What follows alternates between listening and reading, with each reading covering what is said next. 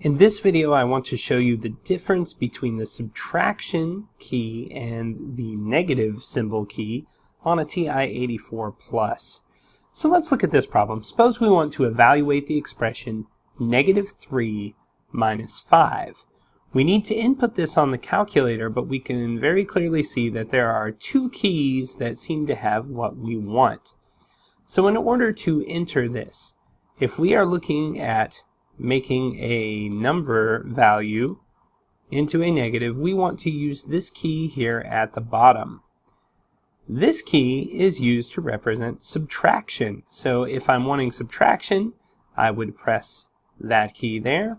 So to properly enter in this expression, -3 minus 5, I use this button to indicate that the 3 is negative, and I use this to indicate that I have subtraction, and then of course to find my answer I would simply press enter, and I would find that -3 minus 5 is -8.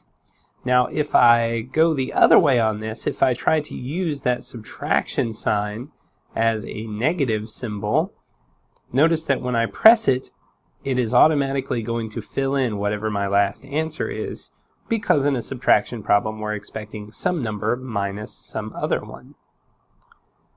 Likewise, if I'm doing some other operation and I try and use the subtraction symbol as a negative, the calculator is not going to like this. Now let's look at another example where it might be very easy to confuse these two symbols.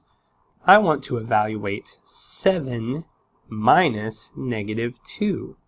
And I have to be very careful here because I have two of these same symbols that have different meanings. So I want to make sure we get them right. 7 minus, so I would use the subtraction key, which you can see is here with my other operators. And then this 2 is a negative, so I want to use this to show that. And there we go. 7 minus -2 is 9.